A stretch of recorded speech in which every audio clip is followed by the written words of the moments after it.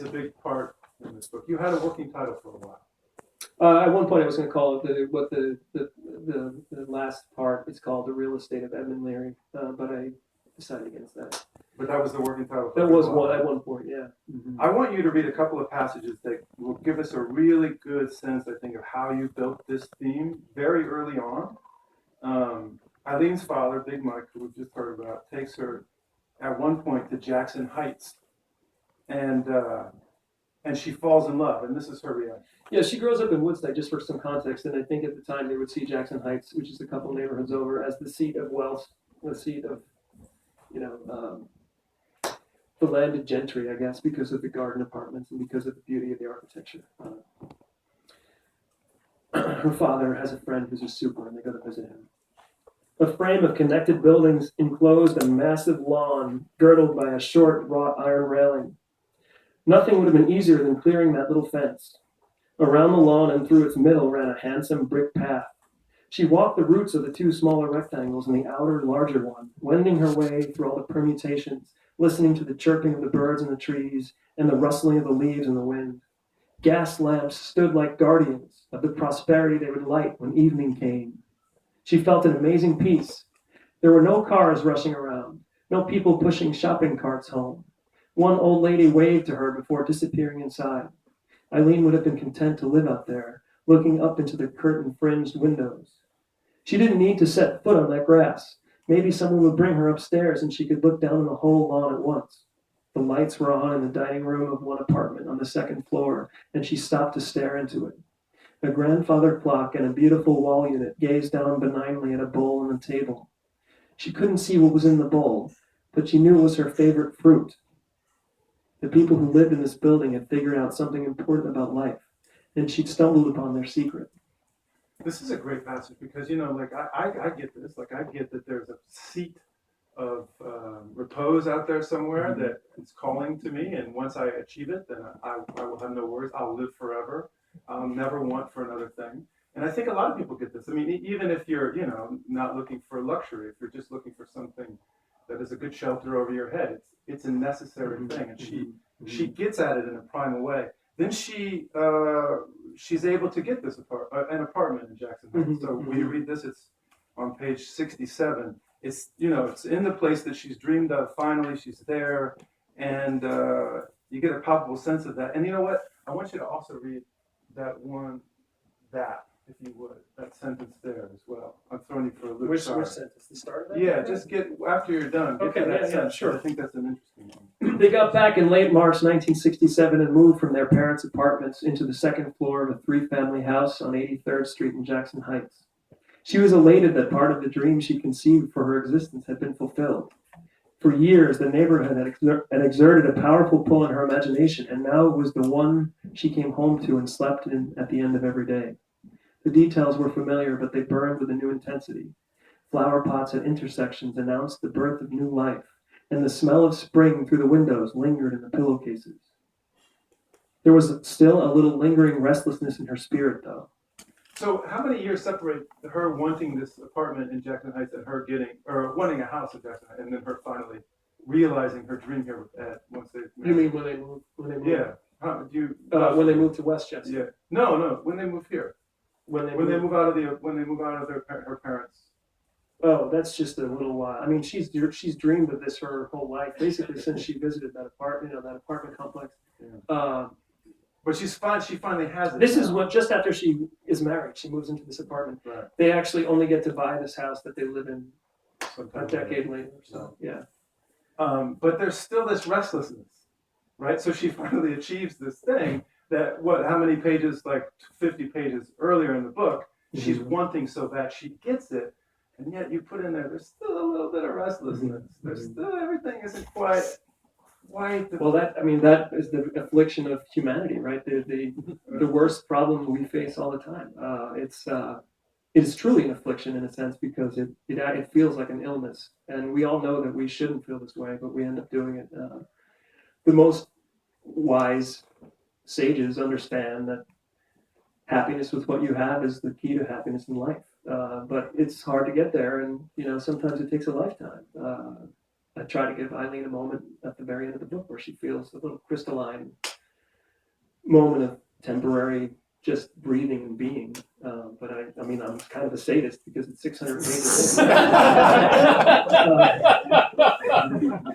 Well, let's go because it continues on page 127. We've got so she's got it. I don't know. By this point in time, she has bought that apartment, I believe, and she wants out. Yes, she wants out. So show us what you've done to. This is a nice passage because it not only describes her unhappiness, but it also shows the way in which the neighborhood itself changes, which becomes very important to the book. Kind of under the surface.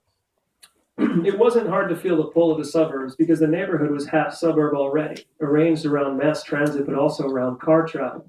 There were driveways next to every house and gas stations and car dealerships at regular intervals along Northern Boulevard.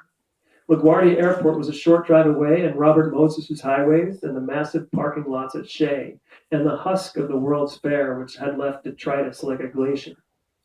Most of the stores she loved were gone, replaced by trinket shops, t-shirt shops, fireworks, black marketeers, exotic hair salons hidden behind heavy curtains, over-the-counter purveyors of deadly martial arts paraphernalia, comic book stores, karate schools, check-cashing places, Korean-run Optimo-branded cigar and candy stores that sold cheap knockoffs of popular Japanese toys, taxi depots, sketchy bars, fast food, wholesalers of obscure cuisines, restaurants suggestive of opium dens, bodegas stocked with products you would never consider eating. The Boulevard Theater on the corner was now a Latin dance hall with neon lights flickering late into the night and an insistent beat that hectored the remaining old guard to leave. Cars piled up outside it, and the cops were always breaking up fights.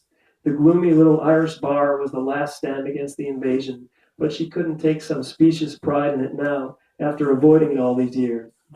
That's a wonderful passage. I mean, it's got great attention to detail. It's wonderfully written. But it's also, I mean, there's hope. There's class stuff in there. There's race stuff in there. There's the reverse gentrification. There's all sorts of, it's very rich. And I think what it does so nicely for this, not just for the sake of like the anthropological or the social look at things, but it also, eventually Eileen manages to get them out into the suburbs, her and Ed and Connell. Things don't go necessarily well there either, but what you've done by showing the striving for better circumstances is really illuminate Eileen and her inner life. And this is the real, I mean, everything that we've talked up until now is prelude to the incredible achievement that she is. So tell us a bit about her. Wow, she is, she's determined, very determined from an early age to get what she wants, which is something I think we generally appreciate in people. When it goes awry, we tend to wish it were redirected or directed towards something good. This has not gone awry. It's determination that I think fits a moment in time, and it fits it for her, and it becomes a kind of goal on the horizon that is ever receding in that way that sort of, Gatsby's green light is always sort of just beyond reach. She thinks that she's going to get this thing, and she goes to a couple places to find it, and it's not really there. But what I love about her is that she just keeps looking for it. And a lot of us, I would just give up probably and just stay where I am. It's, for me, a symptom and a symbol of the fact that she is an immigrant's daughter. And she was blessed and cursed in a way, both by Big Mike, to see the world as something that can actually be corralled, something that can be conquered, and in a specific way, which is to say, if you get a house, this is going to be an answer. This is an elixir.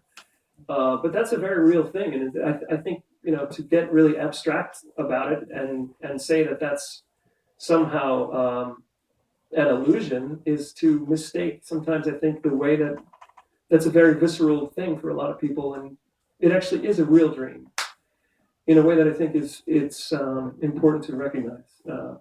Well, you said something just now. So she, to some extent, you could think, oh well, she's just chasing an illusion. It's possible to see that, and if you want to get severe, you can say that her her values are misplaced, or she's focused on the surface, or she's looking for an answer in property or capital or all these things. But I think what's interesting to me is to try to find the inverse of that and say, what are the rules that she's been presented with? What are the rules that society has set up, and how does she work within the parameters that she's been handed? Yeah. It's one thing that I've always been frustrated by is historical presentism and the way that people tend to prosecute earlier generations for the decisions that are made under a set of conditions that can't really be replicated in the present in many ways.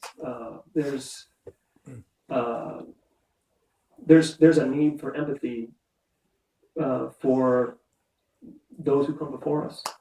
And there's a need to also reflect on our parts about how much easier many decisions are for us. The things we eat that earlier generations wouldn't consider eating because they're so foreign. The kinds of relationships that are acceptable that wouldn't be acceptable in the past. That kind of, I think, empathy for social and historical context is something I was hoping to achieve in this book.